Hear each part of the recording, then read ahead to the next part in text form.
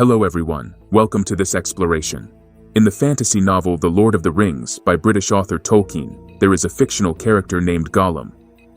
He once lived in the deepest caves of the Misty Mountains fairy town for hundreds of years. These caves consist of winding tunnels that resemble labyrinths. Inside, it is dark and mysterious, and there's a vast lake. Even the nearby fairies dare not approach it.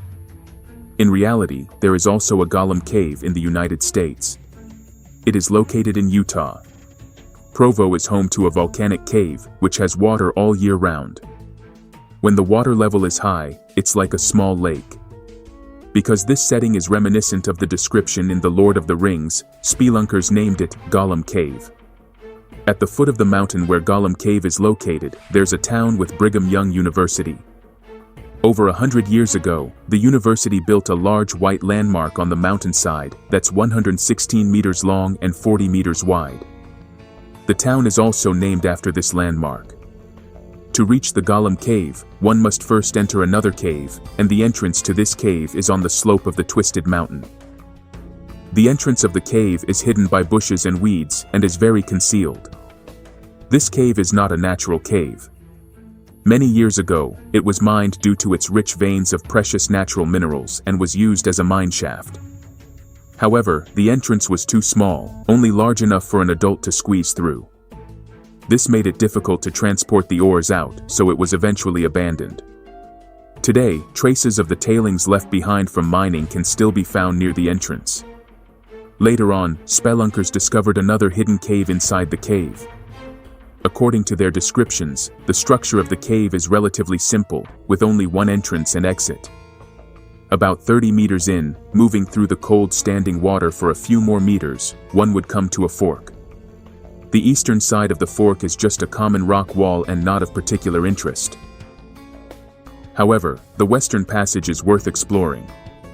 It is a damp path about 15 meters long, ending in a pool with a diameter of 0.6 meters, and the Gollum Cave is located on the other side of this pool.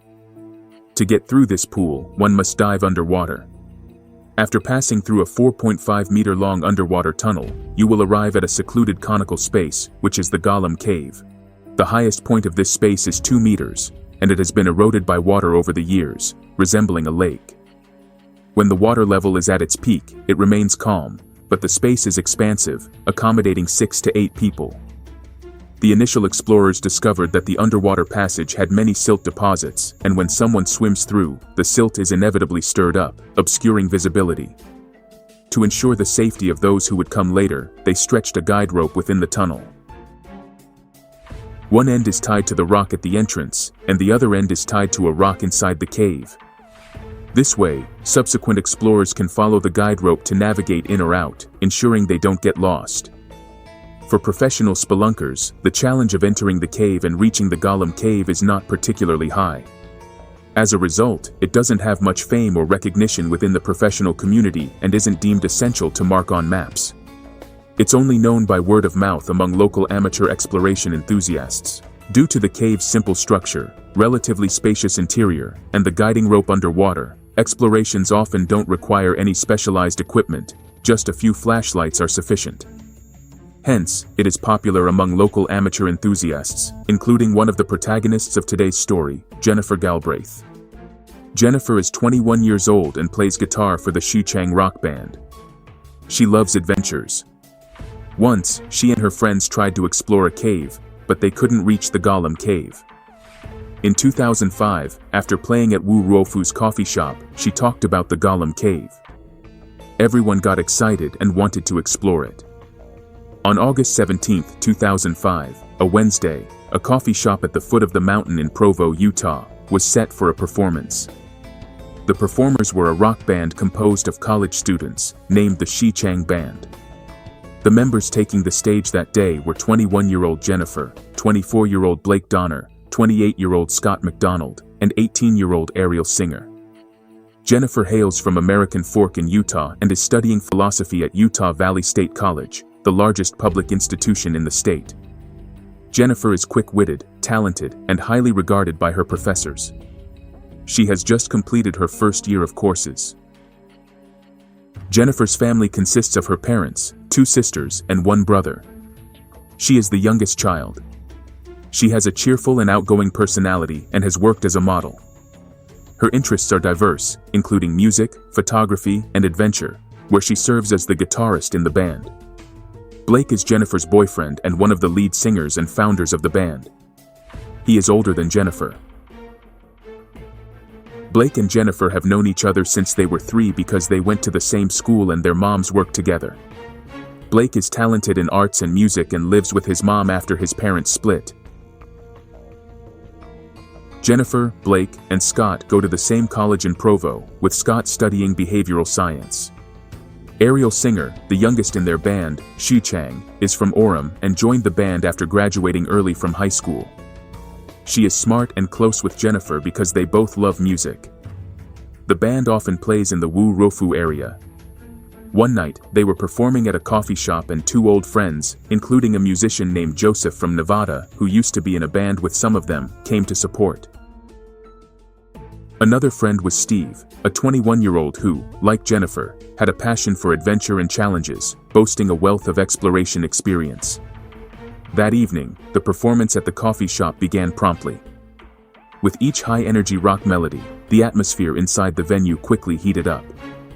The audience immersed themselves in the music, unable to resist swaying to the beat as they enjoyed the fantastic show. The music continuously drew in new spectators. People entered the coffee shop, ordered drinks, and settled down to savor the performance. The seats in the audience area gradually filled up, and the 4 band members became increasingly engrossed in their performance. As the final song concluded, the audience erupted in enthusiastic cheers and applause. Some couldn't get enough and shouted for an encore. Jennifer and her bandmates waved to acknowledge the audience and then descended from the stage. The performance was a resounding success. Afterward, they invited their 2 friends, Joseph and Steve, to join them at a nearby restaurant for a meal. The lively atmosphere from the performance carried over to the dinner table. The 6 of them raised their glasses in celebration of the successful show. Subsequently, they engaged in lively conversation about various topics. When it came to life's adventures, Jennifer suddenly opened up and enthusiastically shared her own exploration stories. Everyone was quickly drawn to her topic and set down their cups to listen carefully to Jennifer's story. Seeing everyone's attention, Jennifer asked if anyone had heard of the nearby Gollum Cave. Someone immediately responded, "Isn't that a place from the Lord of the Rings novel?" Jennifer, feigning profundity, shook her head and said there really is a place called Gollum Cave, and it's not far from here, right nearby. Hearing this, Steve, one of the group, smiled knowingly because he had been there. The rest of the group was piqued with interest, eager to know where exactly this Gollum Cave was. Jennifer and Steve exchanged a glance. He took a sip from his cup and explained that the actual cave was on a nearby mountain. There's a cavern there, and at the deepest part of one of its passages, it's filled with cold, stagnant water. If you hold your breath and dive, traveling a certain distance, you'd emerge in the Gollum Cave. The entrance to this cavern is quite hidden, and countless adventurers have come to the mountain, searching in vain due to unfamiliarity with the terrain. Only a few have actually made it inside. Everyone looked on with curious expressions. Jennifer and her friends recently embarked on a mountain expedition where they stumbled upon a cavern. Intrigued, they entered one by one, encountering dim light and rising water levels as they delved deeper. Unfortunately, the cold water and a companion feeling unwell prompted them to abandon their exploration and return to the cave's entrance. Jennifer couldn't shake the memory of the cavern and, after some research, discovered the existence of a hidden chamber within it known as the Gollum Cave. Filled with regret for not persevering during their first visit, she has been actively seeking another opportunity to return and reach the elusive innermost Gollum Cave. This intriguing adventure, coupled with Jennifer's determination, left everyone captivated by her story, dispelling any doubts about the authenticity of her tale and sparking curiosity about the uncharted depths of the cave. After Jennifer finished speaking, the dining table erupted in excitement. Some encouraged Jennifer to go and look for the cave with them, while others still doubted the authenticity of the story, especially since Jennifer had only heard about it from others. During the discussion, Steve took over the conversation, telling everyone that the Gollum Cave truly exists because he had personally been there. Steve's statement shocked everyone, including Jennifer, and all eyes turned to him.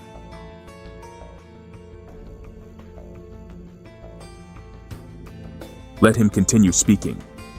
Steve enthusiastically described to everyone, saying that after entering the cave, there was indeed some accumulated water which looked intimidating, but it wasn't deep, so walking through it wasn't difficult. Initially, there was only one path that then split deeper into two diverging paths. At this point, Steve mysteriously mentioned that the Gollum Cave is located at the farthest end of the western branch of the cave. However, reaching there isn't simple. One has to dive through an underwater tunnel about 4 to 5 meters long to catch a glimpse of the cave's wonders. Everyone laughed heartily, thinking it wasn't that challenging. Still, Steve exaggeratedly emphasized, "Don't underestimate this 4 to 5 meters." Nearby, an explorer almost lost his life in this tunnel. The bottom is filled with a lot of mud and sediment. The explorer made the water dirty by mixing up the mud. Because of this, he couldn't see well and hit his head on the stone roof multiple times. Fortunately, he managed to turn back in time to the Gollum Cave, adjusted his breathing, and by holding tightly onto the guide rope, he was lucky enough to swim out. The group sitting around the dining table were all young. After hearing Steve's story, although they felt a bit scared, their interest in the Gollum Cave grew even more. Jennifer, who had once given up halfway, became increasingly intrigued by the mysterious cave. She suggested to the group that they explore it together that very night. Surprisingly, everyone agreed immediately, thinking it was a great idea, especially with Steve leading, it would surely go smoothly. However, it was getting late. Steve glanced at the time and realized it was already past 12 o'clock. Remembering he had work the next day, he reluctantly declined the group's enthusiastic invitation and went home to rest. The remaining few, still keen on the idea, seemed determined to go that night. They borrowed 2 flashlights and some candles from the restaurant's owner and then set off up the mountain in search of the entrance to the cave. Late at night, it was dark on the mountain and there weren't many signs of people.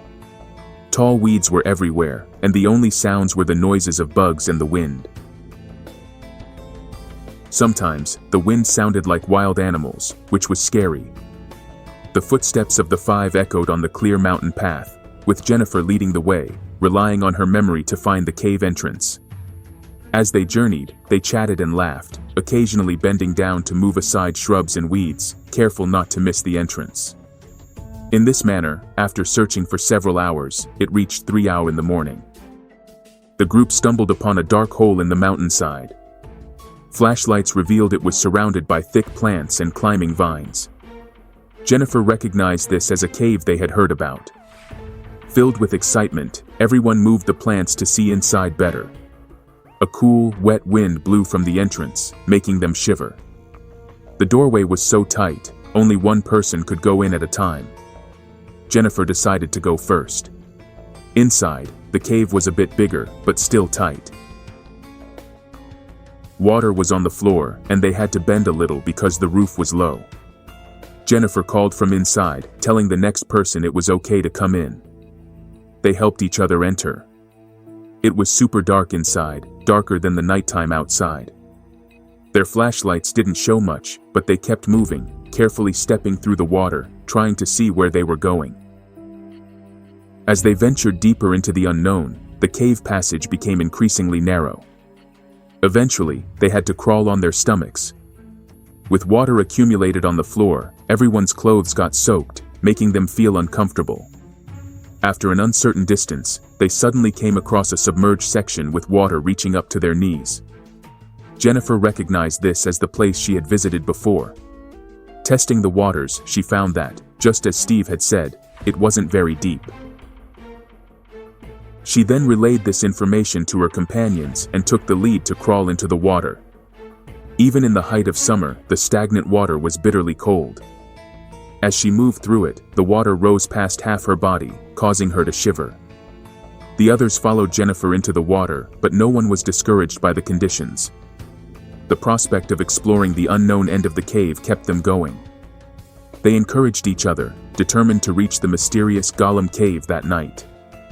After roughly crawling for several meters and laboriously navigating through the water, they reached a fork in the cave ahead. The cave was taller at this point. They stood up slightly, wringing out their wet clothes, and continued on the path leading to the west. As they walked further into the narrow passage, the air became even more humid, and the walls of the cave felt wet, with water droplets clinging to them. The group was excited because they believed they were getting closer to the famous Gollum Cave. After walking for about 12 meters, they reached the end of the path. There, they discovered a small pool of water, about half a meter wide. Next to the pool, there was a rope, and one end of it disappeared into the water. It seemed like this ropey was their ticket to the unknown part of the cave. It looked like they had found what they were looking for.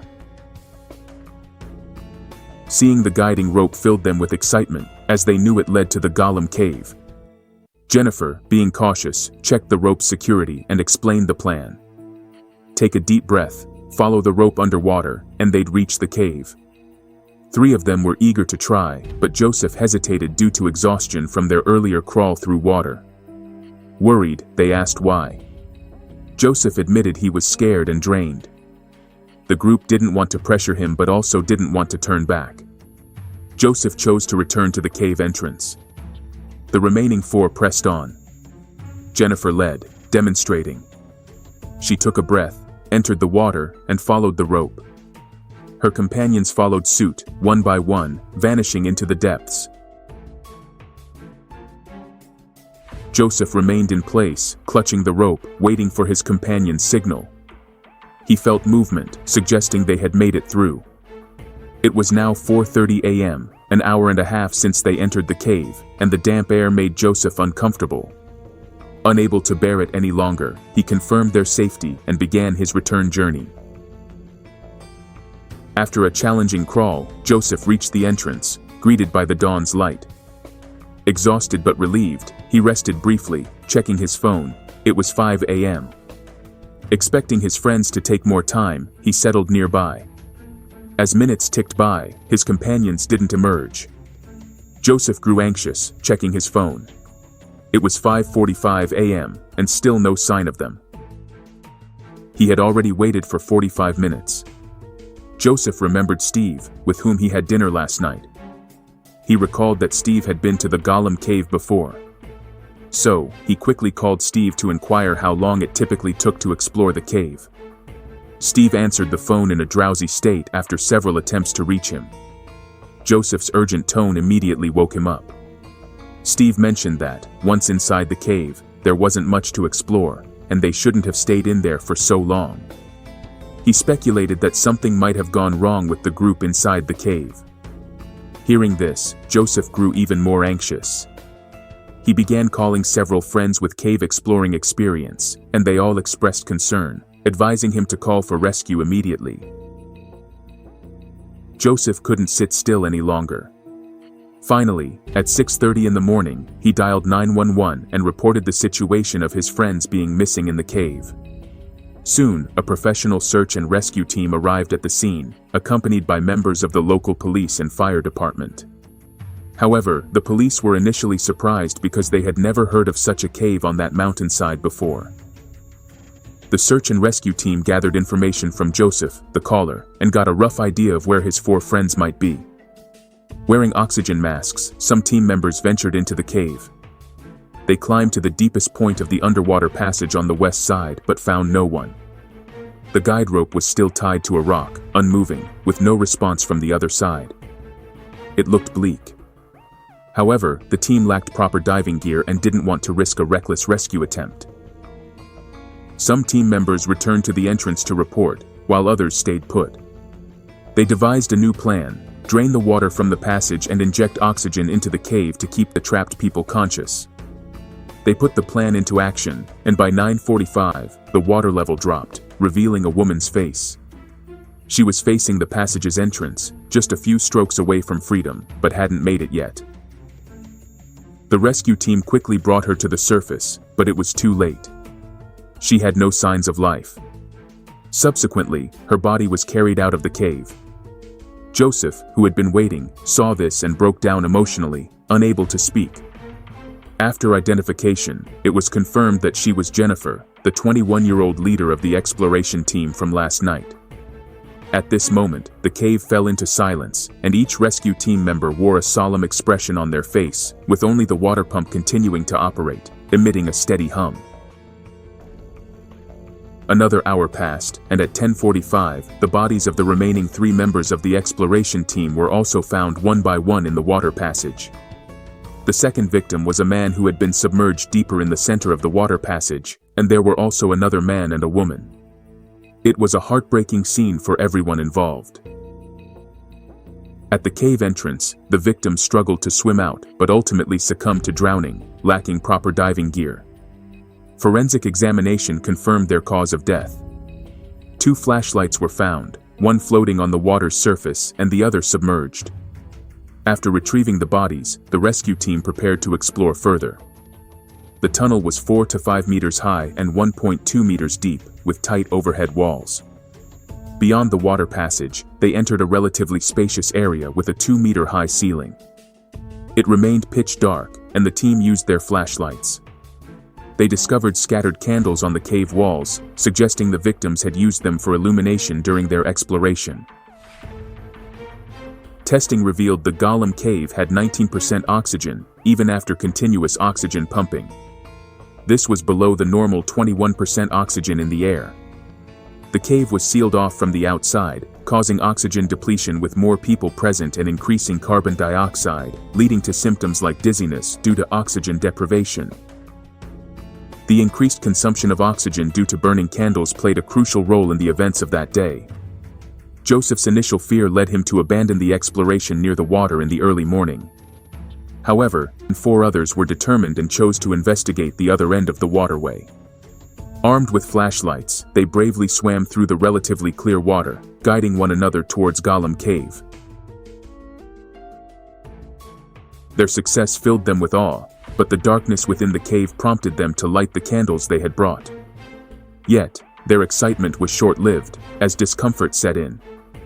Over time, breathing became difficult, dizziness crept in, and they realized the danger of lingering. Eventually, they decided to depart. Jennifer led the way, attempting to follow the ropey back through the water. Unfortunately, her passage stirred up sediment, causing the water to become murky, adding to the challenges they faced. Jennifer had a tough time in the dark, muddy water. She lost the rope that was guiding her and felt lost. She tried to move forward by memory but felt dizzy and exhausted. Finally, she fainted in the water. On the other side of the cave, 3 people were also struggling. They thought Jennifer had made it, so the second person went in, holding the rope. But he faced the same difficulties in the icy water and darkness. Things got even scarier when Jennifer ended up blocking their way. This left them stuck in the cave, all of them inexperienced and afraid. He tried to push Jennifer forward but couldn't move her. In the narrow waterway and with poor visibility, it was tough to turn around. The same fate awaited the others as well. These 4 talented young people lost their lives driven by curiosity. It was a tragedy that no one wanted to see. After authorities realized the danger of the cave, they completely sealed the entrance to the Gollum Cave with cement that same afternoon, forbidding anyone from entering. Unfortunately, when news of the incident reached their friends, they came to the cave entrance to mourn. Some people left their handprints in the cement as a way to accompany their friends' spirits in eternal rest. After the disaster, this previously unknown cave gained notoriety. For a while, many adventurers came to one mountain, attempting to explore Gollum Cave, but they all returned empty-handed because the cave entrance had been permanently sealed. As time passed, people gradually forgot about Gollum Cave on the mountain, and the former entrance occasionally had water flowing out, surrounded by dried leaves and rocks, appearing quite desolate. As the day faded away, there, by the cliff's edge, stood a sign. It had dark colors and white letters, sharing a somber tale. It was a reminder of 4 young lives lost at this very spot, a story etched into the heart of this place. And with that, the true story comes to an end, forever marked into this special landscape.